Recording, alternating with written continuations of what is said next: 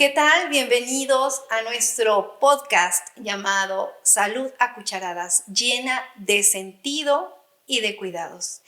El día de hoy vamos a tener una invitada súper especial y muy interesante el tema que nos trae a continuación. Ella es la psicóloga Rosa Elena Valencia García. Y bueno, pues Rosy, déjenme presentárselas. Ella es egresada de la Universidad Autónoma de Querétaro y además es maestra en inteligencia emocional.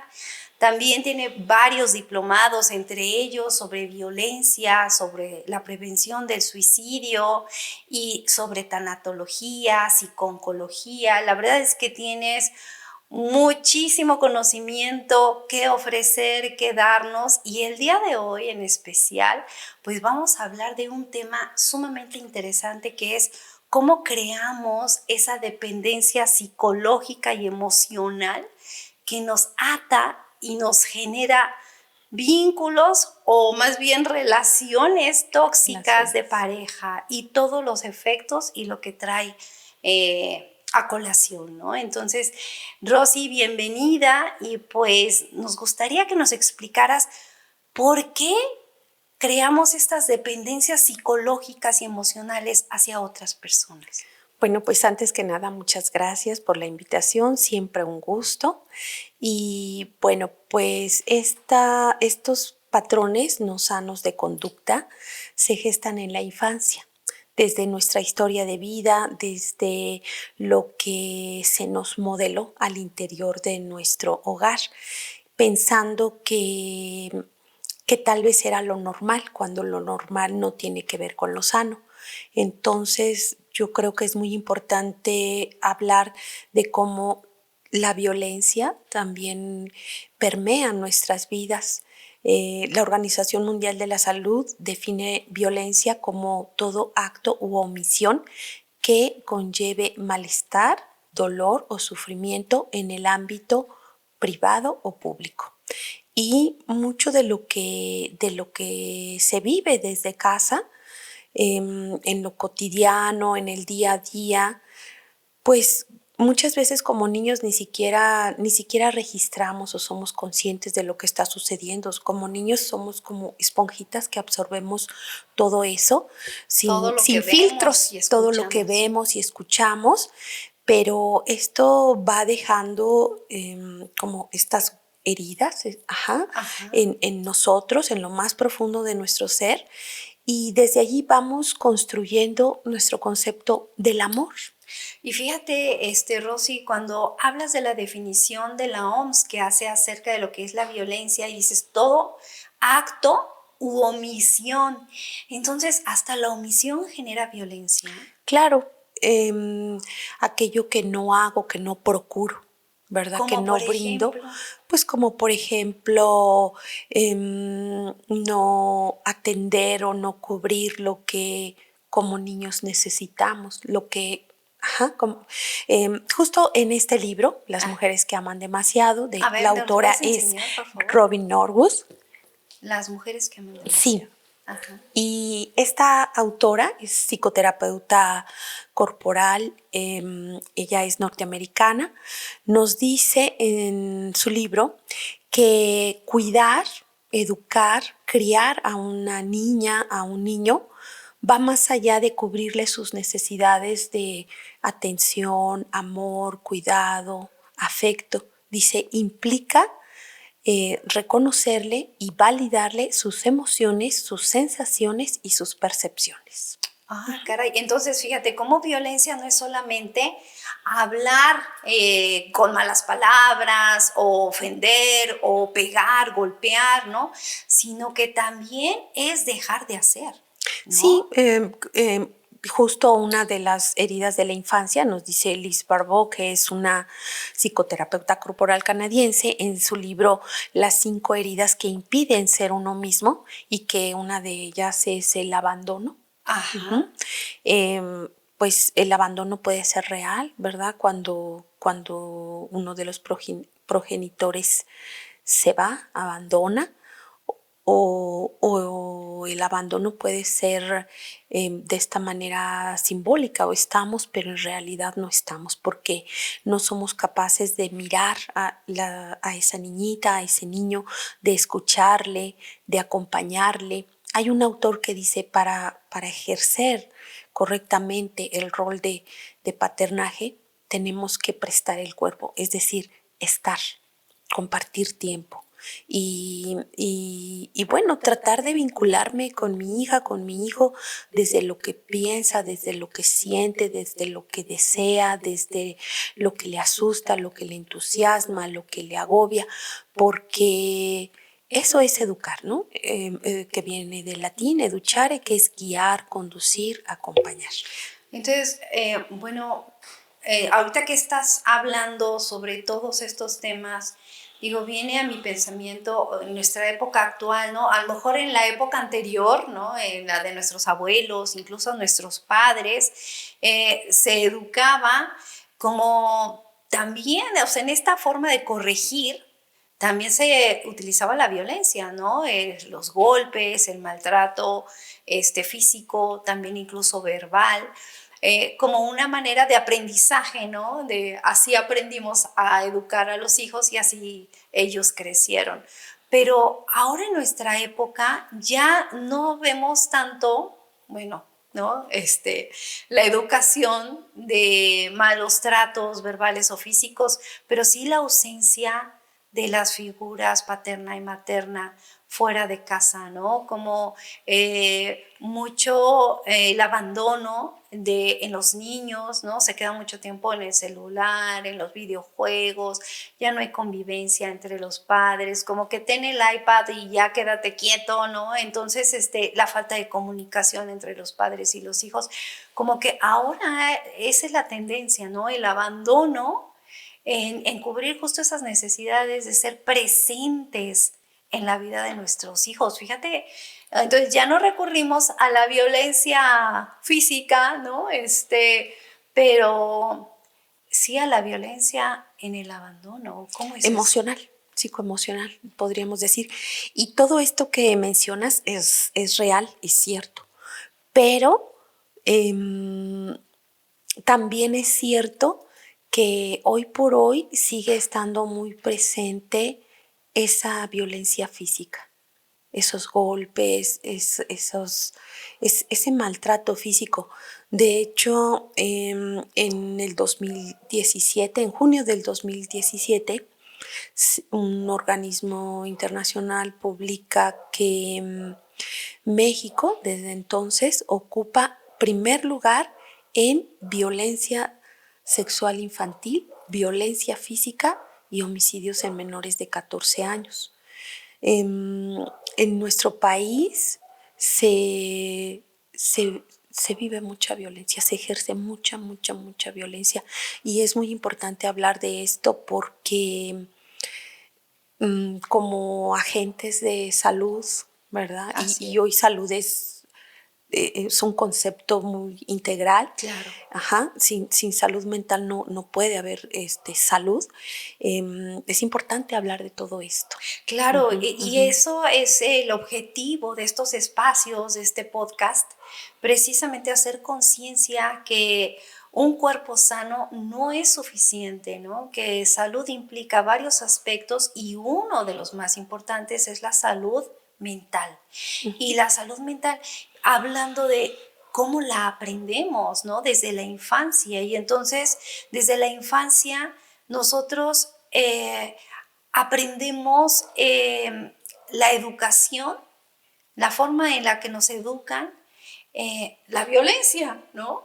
Y entonces, ¿cómo empezamos nosotros a crecer y a generar dependencias psicológicas y emocionales, afectivas? ¿Cómo es eso? Bueno, pues justo desde esa infancia dolorosa, desde esos abusos y abuso, dice Alice Miller, psicóloga, psicoanalista, ella de origen polaco, especialista en atención a adicciones, psicóloga infantil, nos dice que abuso es toda conducta o acción que no conlleve a la sana formación y educación de un niño. Y desde esas vivencias dolorosas en la vida, pues en la adolescencia, porque hoy está muy presente también, ¿verdad? La violencia en las relaciones de noviazgo, en la adolescencia, en la vida adulta. Dice esta autora, Robin Norwood, dice, mientras más dolorosa haya sido la infancia de esa niña, más fuerte será el impulso a recrear situaciones en el presente en las que se vuelven a sentir todo ese dolor emocional, esa desesperanza, esa ansiedad, esa angustia, esa tristeza, en la fantasía de que yo voy a hacer y a brindar y a procurar y a cuidar y a acompañar y a apoyar a mi pareja para demostrarle todo mi amor y que mi amor logrará cambiarlo. Y cuando él cambie, entonces me va a amar y solo así seré feliz. Pero esto es, como lo dice la autora muy claramente, es una fantasía. Claro. Porque esto no ocurre. No ocurre. Y entonces a veces pensamos que nos ponemos la capa, ¿no? de Superman o de Superwoman, ¿no? Y entonces yo voy a hacer que cambie. Pero también en esa fantasía de creer que yo puedo cambiar a esa persona con mi amor y con mis cuidados, también viene la otra parte, ¿no? De decir, bueno, yo lo veo con algunos ejemplos. Haré todo lo posible para que no se repita mi historia, ¿no? Voy a hacer todo diferente a como lo hizo mi mamá, o lo voy a hacer todo diferente a como lo ha hecho mi padre. Y en esa manera o fantasía de querer corregir lo que yo no tuve en mi infancia, me voy al otro extremo. Sí, sobreprotegiendo, haciendo cosas que realmente, dando de más, que no me corresponden. Y justo ese es un rostro de la codependencia. Cuando yo hago y hago y hago y doy, pero me pierdo a mí misma. Y fíjate, yo tenía una paciente que decía, es que yo no sé por qué me dejó por otra si yo fui demasiado linda con él, fui demasiado buena, ¿no? Demasiado buena, demasiado linda, ¿no? De más, y todo era de más. Pero fíjate cómo en el uso del lenguaje, cuando decimos he dado demasiado, va implícito el mensaje. He hecho de más. Y cuando hago de más, ¿dónde están los límites? Sí, el amor se tiene que dar con orden, porque sin orden se pierde, se pervierte. Fíjate, y ahorita que hablas del amor, creo que ahí es donde es como la clave, ¿no? Desde la infancia, a mí se me muestra el amor con lo que yo veo en los ejemplos que me dan mis padres, que se da en mi ambiente familiar, y yo creo que el amor es eso, ¿no? Crezco y entonces digo, pues es que dar demasiado es amar, ¿no? Es decir, bueno, darle lo que me pide, darle lo que quiere, cumplir todos sus deseos. La pregunta es, ¿qué es el amor? Excelente pregunta. Erich Fromm, en su libro El arte de amar, nos dice que desafortunadamente esta palabra, el amor, es la palabra que más se ha prostituido en nuestro vocabulario. Y de esta forma, pues nos dice que hoy por hoy existen falsas y terribles creencias sobre el amor. El amor no es una emoción, no es un sentimiento. El amor es una decisión. Es aquello que vamos construyendo momento a momento desde nuestras palabras, nuestras actitudes, nuestras conductas y nuestras acciones. Para que sea amor, tiene que estar sostenido desde 4 dimensiones, dice este autor, que es el conocimiento, el cuidado, el respeto y la responsabilidad. Y pues desafortunadamente construimos nuestro concepto de amor desde lo vivido. Claro, y entonces no es una emoción, es una decisión, pero una decisión ¿en base a qué? O sea, ¿Cómo puedo yo saber que estoy amando? Cuando lo que vivo con esa pareja está libre de violencia. Ajá. Cuando lo que vivo trae a mi alma paz, alegría, bienestar, tranquilidad. Sin embargo, Erich Fromm, en su libro El arte de amar, dice, para muchas personas eso es, ay, qué aburrido. Ay, qué ¿No? curioso, ¿no? Ajá. Es paradójico. Ajá. Entonces creemos, la mayoría de las personas creen que el amor es esta relación donde se implica el dolor, el sufrimiento, Ajá. Es la los cruz que me tocó. celos, la cruz que me tocó cargar. Por eso Melody Beattie en su libro Más allá de la codependencia, ¿verdad? Esta autora nos dice, aquí para que lo puedan ver, nos dice que la codependencia pervierte las enseñanzas bíblicas sobre dar, amar y ayudar. Y con ello está diciendo que mucho de lo que pensamos que al hacer y hacer, dando demasiado, creyendo que es apoyo, ayuda, amor, cuidado, no es eso, es codependencia. Es codependencia. Entonces, fíjate cómo no hacemos una construcción de lo que es el amor basado en lo que vimos en el seno de la familia, ¿no? Y entonces, no, pues mis padres agarraban del chongo, se tiraban el sartén o se decían cosas espantosas y al rato estaban amándose, besándose, ¿no? Y entonces de repente pensamos que el amor es arrebatado, es pasional, es enjundia, ¿no? Y si no hay eso, qué aburrición, ¿no? Como lo que dices, ¿no? Sí. Y se piensa que esas subidas y bajadas de adrenalina, de cortisol, que en realidad lo que la gente está viviendo es una adicción de proceso, una adicción endógena. Y en este libro la autora es muy, muy clara cuando dice que la mayoría de las personas que acuden a psicoterapia ignoran que su demanda, ¿verdad?, emocional es desde una cuestión adictiva. Y fíjate, y por eso luego dicen, no, es que las reconciliaciones saben más sabrosas, ¿no? Sí.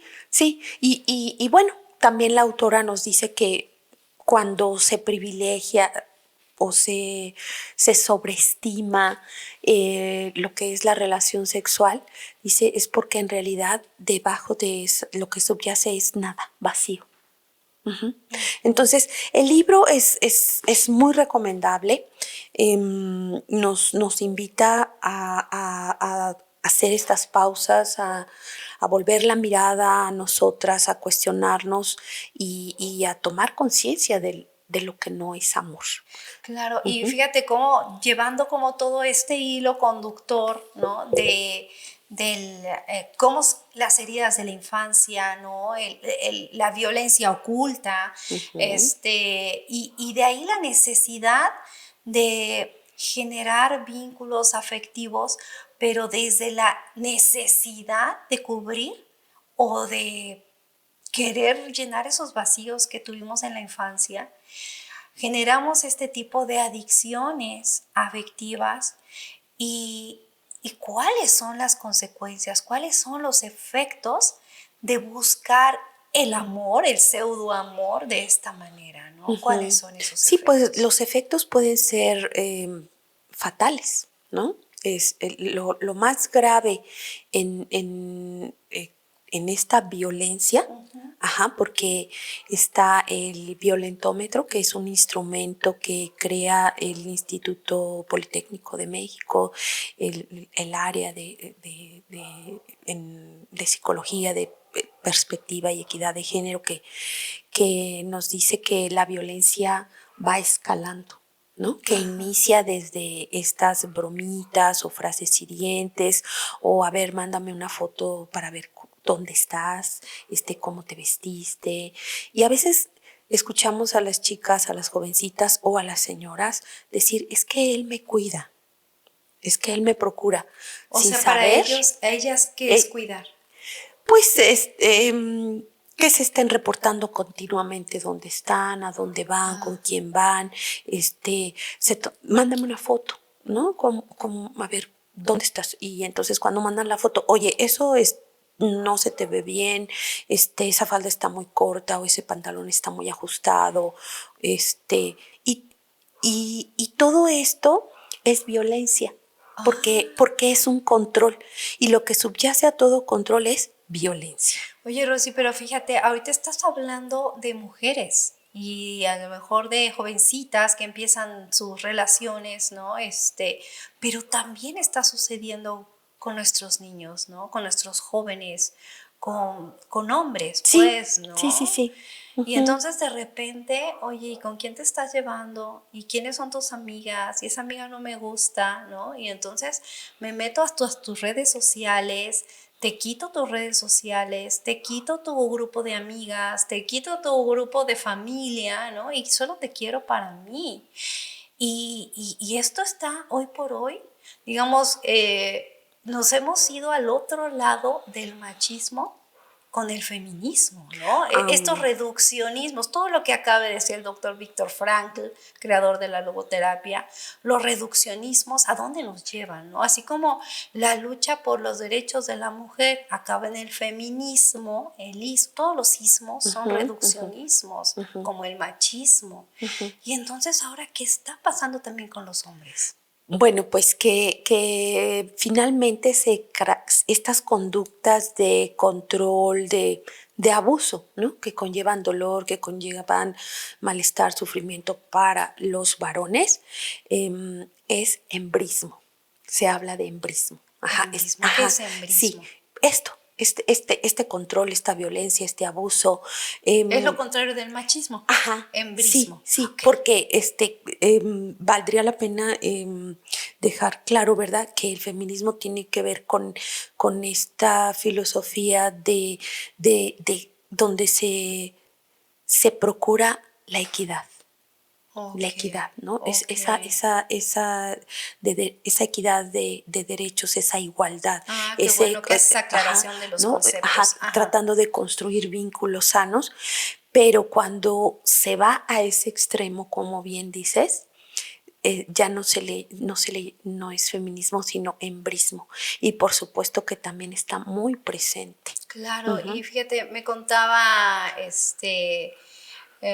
bueno, una amiga que se está formando como psicóloga, muy joven ella, y lo que sucede con otros jóvenes estudiantes de la universidad, que pasa justo esto, ¿no? Y dice, bueno, es que él ahorita, este chico empieza una relación con su novia y la novia la conocemos, empezamos ella de repente empezó a dejar, bueno, más bien a no dejar que él fuera a las fiestas a las que solíamos ir en grupo.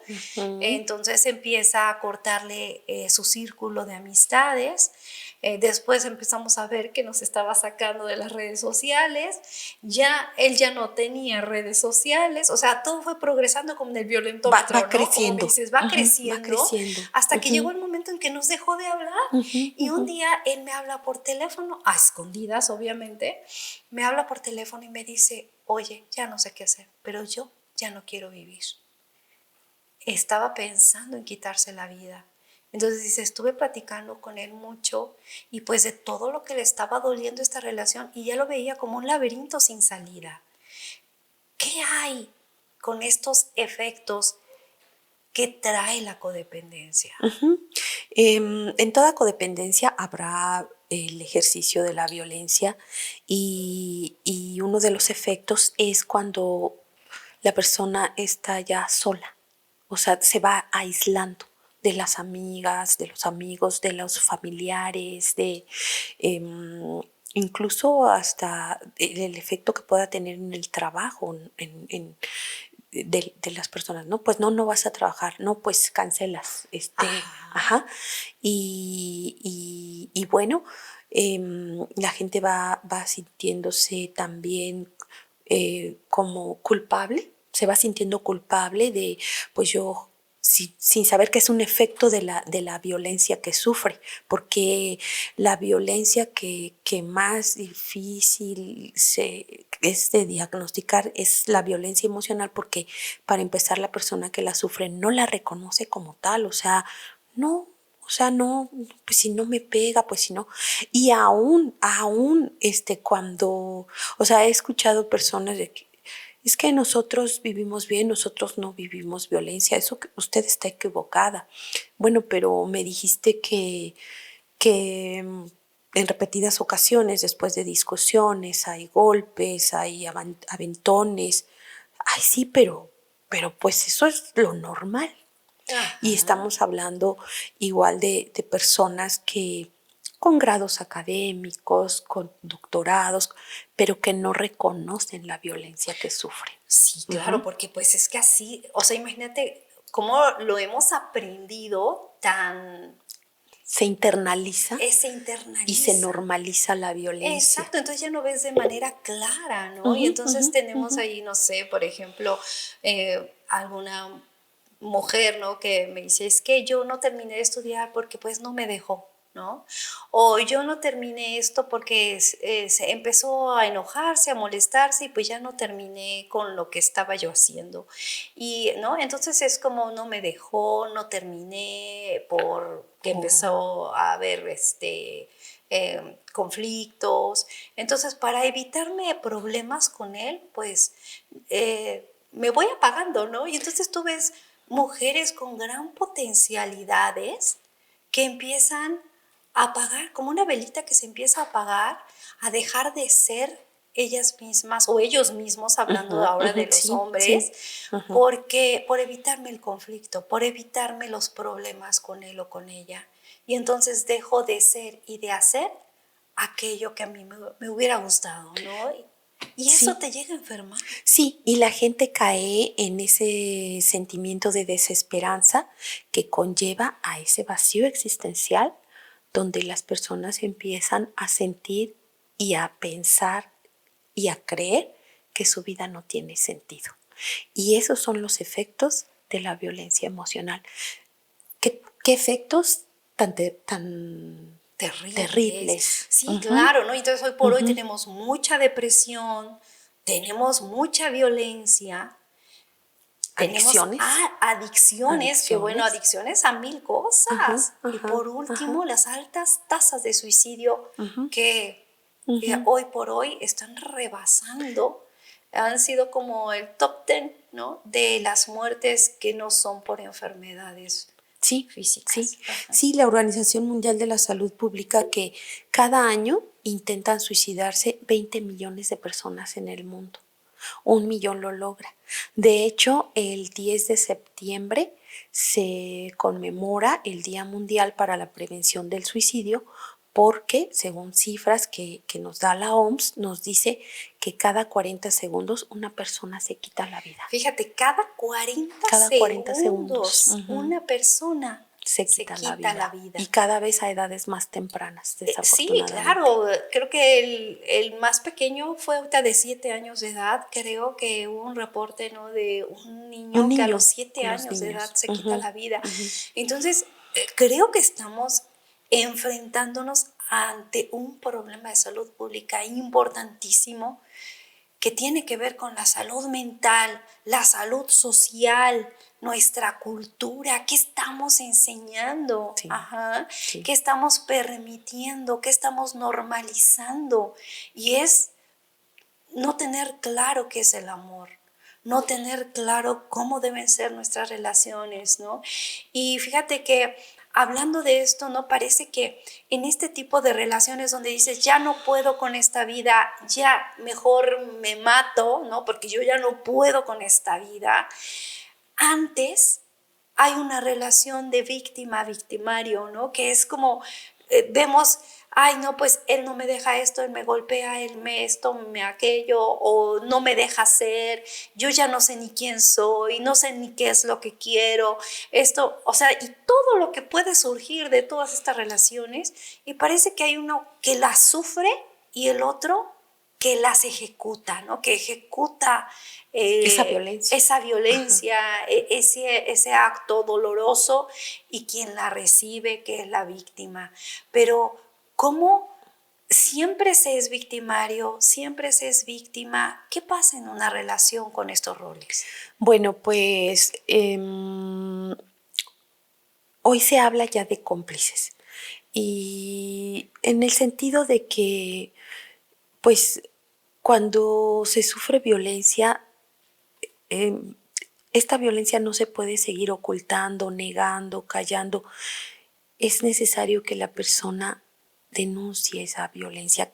Para empezar, que rompa el silencio. Exacto. Cuando una mujer es golpeada, y muchas veces después de esas golpizas se les viola, Sí. ajá, se les amenaza de muerte, en fin, lo viven en silencio y con culpa. Desde este mandato sociocultural que hoy por hoy prevalece en nuestra sociedad patriarcal, que es: tu mujer, eres responsable de velar, de cuidar, de trabajar, de garantizar el bienestar de todos. Uh-huh. Entonces, muchas veces se vive como: es que si él me golpeó es porque yo lo hice mal, porque yo no estoy bien, porque yo no hago las cosas como deben de ser, cuando en realidad, como tú decías muchas veces en clase, cuando yo justifico la violencia del otro, cedo mi valía. Entonces, la violencia solamente es responsabilidad de quien la ejerce. O sea, decir que me pegó porque yo lo merecía, y creo que es importante que lo digamos porque hoy por hoy está muy presente esto. Uh-huh. Ajá. En algún momento yo le preguntaba a una paciente: ¿y cómo está tu hermana? No, pues hace mucho que no la veo. Esta paciente venía de una comunidad y decía: hace mucho que no la veo, pero pues sé que pues que no está bien, porque pues mi cuñado la sigue golpeando. Y yo: ¿cómo es esto? Pues es que le pega mucho, y luego a veces ella, tratando de escapar, pues logra salir a la calle, pero pues él va tras ella y la alcanza y la golpea y la patea y la arrastra de los cabellos y la mete. Y la gente, toda la gente que está ahí: no, pues nadie se mete, nadie hace nada. Y entonces yo le decía: a ver, ¿y tú cómo ves eso? ¿Qué piensas de eso? O sea, ¿tú crees que tu hermana merece ser golpeada? Y ella me decía, se quedaba pensando y me decía: bueno, pues si hizo algo muy malo, pues sí. Y entonces yo le digo: pues no. Ajá. No hay nada que justifique un golpe. Claro. Ajá. Claro. Y todas esas personas que se quedan indolentes ante eso, que esas acciones de violencia con tanta crueldad, claro, pues también son cómplices de todo eso que sucede, claro, porque no podemos permitir eso. O sea, tenemos que alzar la voz, y hoy se habla de sororidad, hermana, ¿no? De que como mujeres tenemos que apoyarnos, tenemos que crear redes que nos ayuden a contener a esas mujeres que sufren violencia y que la familia les cerró la puerta porque fue tu decisión, nosotros te dijimos y ahora te aguantas. Ajá. Y entonces van a una institución y pues la institución pues te da una cita para dentro de un mes, o sea, todo lo que puede ocurrir en un mes. Uy, sí. Ajá. Ayer acudí a un diplomado, el diplomado es en consultoría familiar con enfoque en resiliencia, violencia intrafamiliar y adicciones. Y en concreto, el profesor nos hablaba y nos hacía tomar conciencia de la violencia que sufre la mujer, ¿no? Y de verdad que sí creo, o sea, creo que esto me sensibilizó mucho ayer, las dinámicas, todo lo que experimentamos, vivimos. Y sí es muy difícil, Xóchitl, que una mujer pueda salir de esa violencia que sufre, de esa violencia física, emocional, económica. Porque en esa confusión, sí, bueno, voy a buscar ayuda. Y ándale, denuncia y ¿qué vas a hacer? O sea, y a veces vas a las instituciones que deberían pues preservar, ¿verdad? Garantizar tu seguridad. Y, y te encuentras con gente que no tiene la sensibilidad, que no tiene la conciencia para poder contener, que muchas veces las instituciones fallan. Entonces, pues muchas veces son los voluntariados, las asociaciones civiles las que logran brindar ese apoyo o esa ayuda. Por ejemplo, ahorita tú nos estás hablando de esas mujeres, digo, y no me gustaría pasar por alto a los hombres, porque, claro, lo que más conocemos es la violencia hacia la mujer. Lo que más, pero bueno, haciendo este pequeño paréntesis, es cuando las mujeres denuncian y buscan la ayuda, es el ejemplo que nos estás dando, ¿no? Luego llegan y se encuentran con muchos obstáculos o con muchas largas. Es difícil, ¿no? Que alguien pueda apoyarlas para salir adelante sin que se vea afectada su seguridad, ¿no? Porque muchas de ellas están amenazadas incluso de muerte, amenazadas con los hijos. Entonces, no es cosa fácil salir de allí. Pero, ¿qué pasa con aquellas mujeres que buscan ayuda? Después llega la pareja, pide perdón, lloran, se les hincan, por favor, vuelve conmigo, no va a volver a pasar. Y esto se hace un círculo vicioso y entonces uno está por ayudarles cuando ya te dicen adiós, ya regresé con mi pareja, ¿no? Y entonces creo que también ahí es donde viene mucho, incluso de la policía, ¿no? Que llegan y están golpeando a la mujer y no, ¿sabes qué? Yo no denuncié, fue el vecino, así es de que yo no pongo ninguna denuncia, es mi marido. Porque aquí no pasó nada. Aquí no pasó nada. Entonces los policías se van. Entonces es como, híjole, o sea, ¿cómo ayudamos a esta mujer si por un lado piden ayuda y ella no la quiere o termina regresando con su verdugo? ¿Cómo?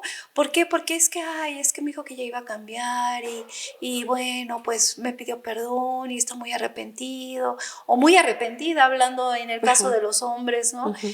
Y volvimos nuevamente a ese círculo vicioso, tóxico de la esa espiral de la violencia. ¿Qué hay con ellas?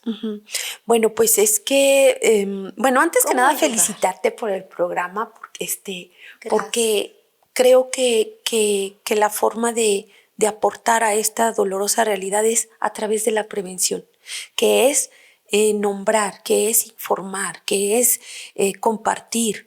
Porque Rafael Vizquerra, doctor en psicología y pionero en inteligencia emocional, dice, donde llega la palabra, llega la conciencia, ¿no?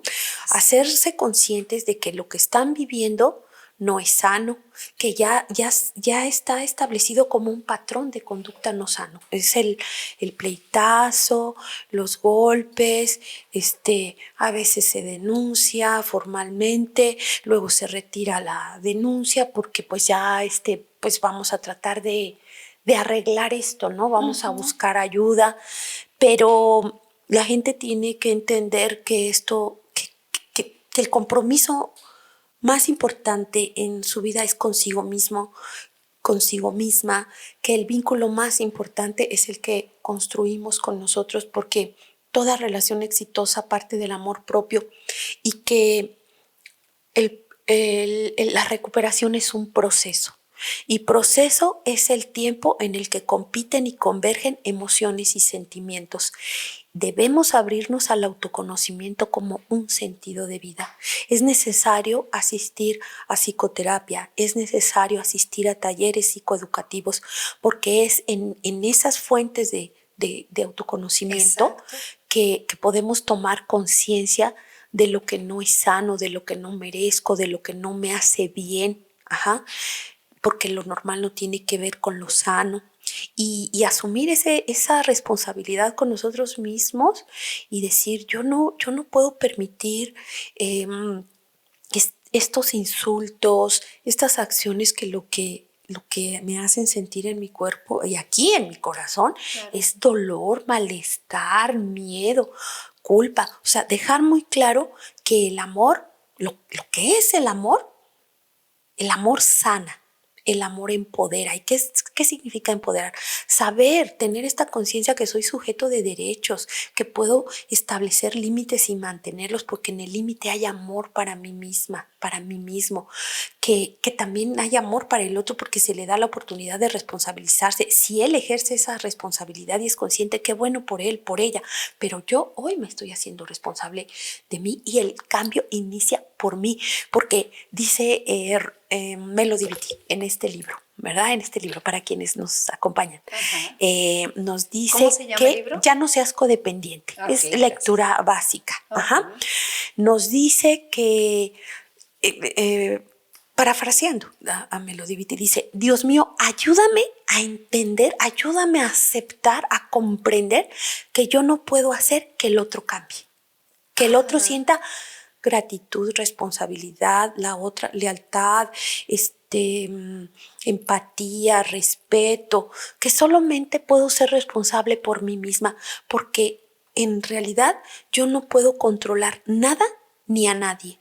Entonces, es bien importante que las personas que sufren violencia puedan soltar, dejar ir esa fantasía de que es que puede cambiar. Claro, y que es mi responsabilidad además hacer que cambie, porque como lo amo demasiado, como bien dice el libro, ¿no? Mujeres que aman demasiado.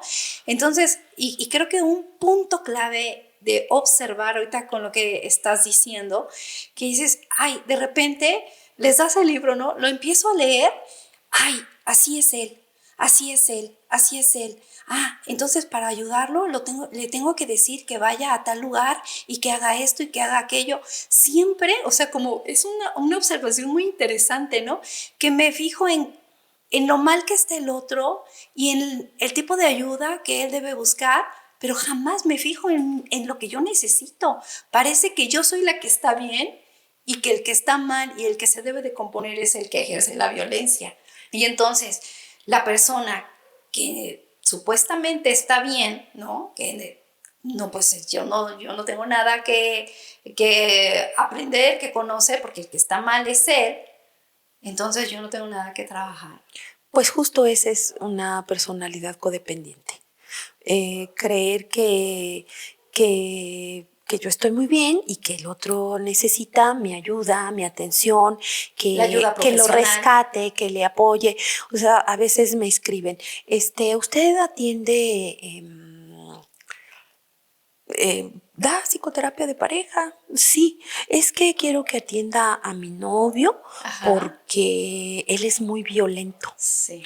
Y entonces yo les contesto, bueno, mira, pues la consulta no sería para tu novio, sería para ti. Claro. Porque tendrías que preguntarte por qué estás con un hombre violento. Y entonces no vuelven a escribir, ya no me contestan, pero meses después veo que suben a Facebook o a redes, Instagram, pues que ahora hay estos que anuncian, ¿verdad? En una fiesta, encienden una velita o algo así, y entonces se pinta, rosa es niña, azul es niño. Es decir, no escuchan.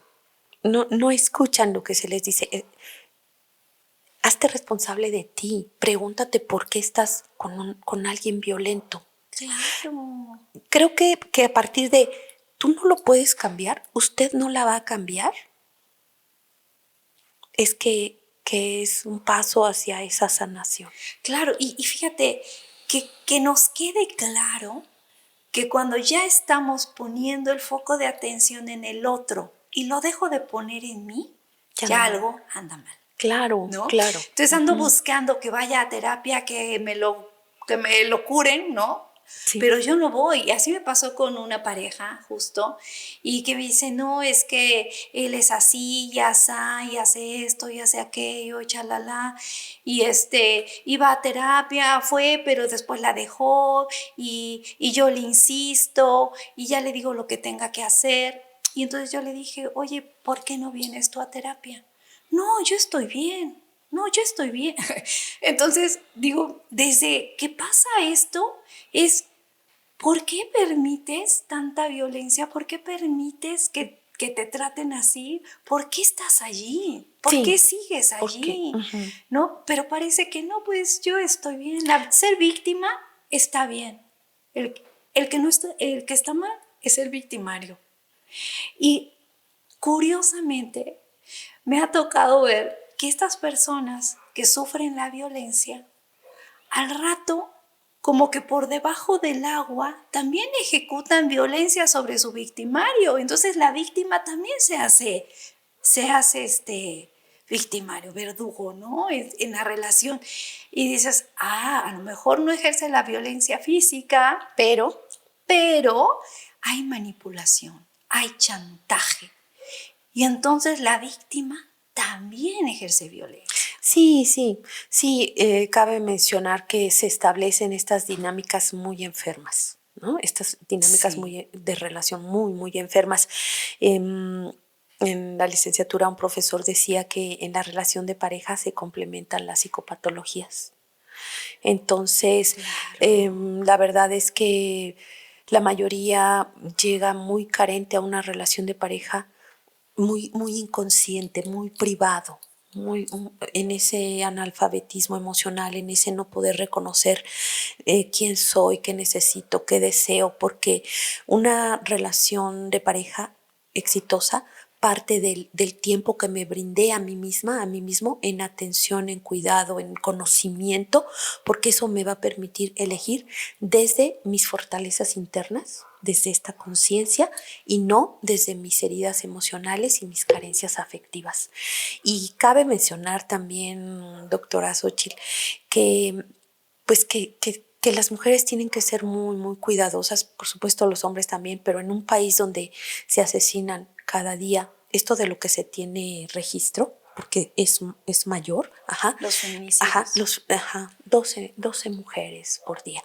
Y dice el doctor, es un neuropsiquiatra mexicano, se me fue ahorita, Ernesto Lamoglia. Sí, Lamoglia, sí. Él en uno de sus libros dice, ante un golpe, una persona sana se va.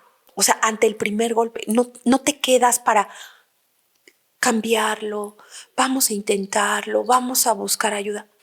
No, o sea, es que de verdad, las personas se quedan en esas relaciones y quienes logran sobrevivir toda esa violencia, a veces es, aguanté 20 años. Es que lo amo demasiado. Lo amaba tanto que intenté suicidarme tantas veces. Y eso no es amor. O sea, todo lo que traiga a mi vida dolor, sufrimiento, culpa, desesperación, angustia, terror, pánico, no es amor. Y que dejes de ser tú. Que dejes de ser tú misma, ¿no? Sí. Y de repente, ya me estoy tronando los dedos porque va a llegar y se va a enojar y esto y aquello.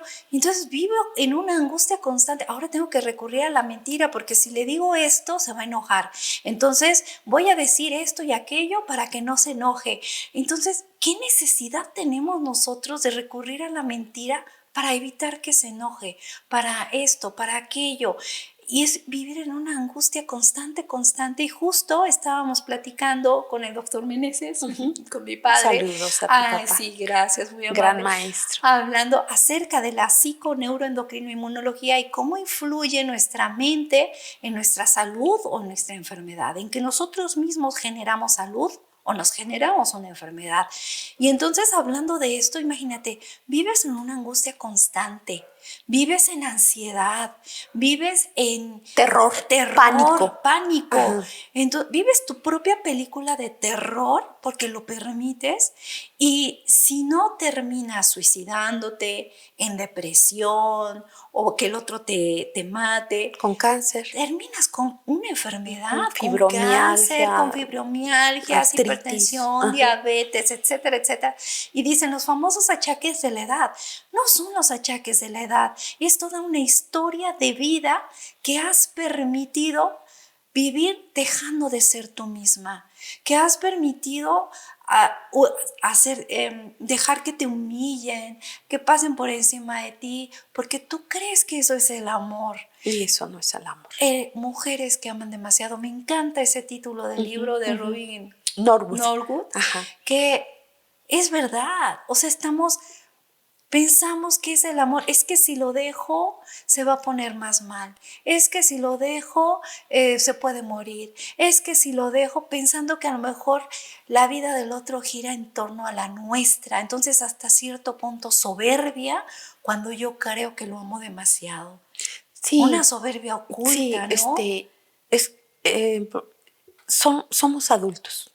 No niños. No niños. Joan Garriga, psicólogo sistémico español, en su libro El buen amor, dice que el amor no resiste de niños, es decir, tenemos que actuar como adultos, conducirnos como adultos.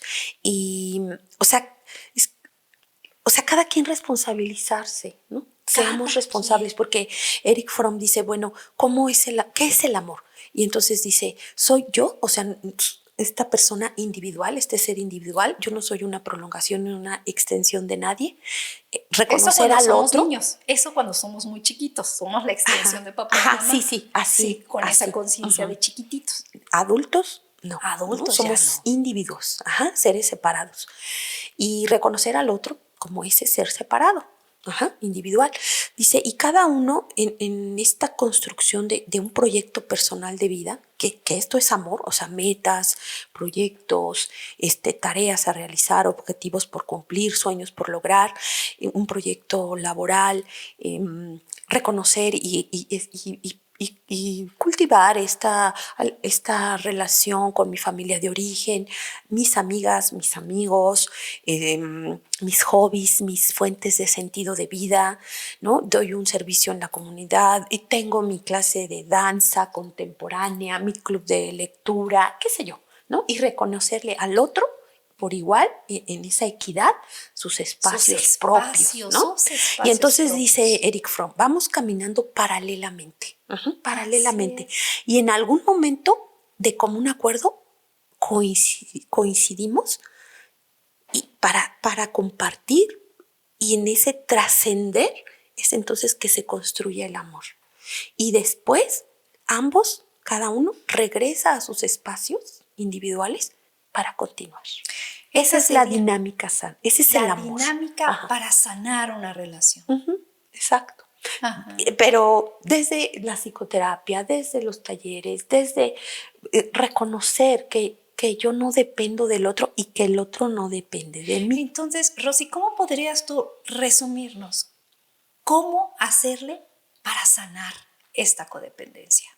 Pues tomar conciencia de esto que no me es grato, ¿no? Aquello que causa malestar, que causa angustia, culpa, sufrimiento, enojo, ira, ansiedad. Y entonces, pues ver qué estoy necesitando, qué quiero para mí, y si me doy cuenta que necesito ayuda, porque a veces solos no se puede. Yo no necesito, yo no voy a ir a terapia, yo no voy a ir a este taller. Ahí cerramos procesos de crecimiento. Debemos abrirnos al autoconocimiento como un sentido de vida, y un espacio psicoterapéutico individual, un taller psicoeducativo, talleres, ¿no? Espacios de autoconocimiento nos dan la oportunidad de ir siendo cada vez más conscientes y congruentes. Como decir, ya no lo mires tanto a él y empieza a mirarte a ti. Claro, ¿no? Claro. Entonces, hay que empezar a buscar qué leemos, ¿no? Por ejemplo, este tipo de libros que nos traes, por favor, que sean de buró, este tipo de literatura, Las mujeres que aman demasiado, de Robin Norwood, Ya no seas codependiente de Melody Beattie, y Más allá de la codependencia, igual de Melody Beattie, y el libro de Pertenecer, Lazos entre la sanación y la recuperación, de los hermanos Lin. Son literatura, alguna de la literatura que es importante que ustedes puedan ir consultando, además de acudir a estos espacios psicoeducativos, como bien lo dices tú, Rosy, y que me gustaría que le pudieras compartir a la audiencia qué tipo de talleres son los que tú manejas continuamente aquí en Incupal, donde ustedes pueden acudir y escuchar y vivenciar estos talleres que nos ofrece la psicóloga Rosy Valencia. Sí, pues están los talleres de Sanando las heridas de la infancia, Mi encuentro conmigo, El secreto para la felicidad, Enriquece tu vida con inteligencia emocional, Aprendiendo a soltar y dejar ir, Cerrando ciclos, Descubriendo nuevos sentidos de vida. Es son infinitos, ¿verdad? Los temas, los Claro. talleres. A lo que les invitamos pues es a que entren a la página De Incupal, Ajá. www.incupal.com, y también en nuestras redes sociales, Cuidados Paliativos en Querétaro o Incupal, igual en Instagram, en Facebook, y ahí ustedes van a poder ver continuamente los talleres que nuestra psicóloga Rosy Valencia está continuamente dando aquí en Incupal, y están todos invitados aquí en Tequisquiapan, Querétaro.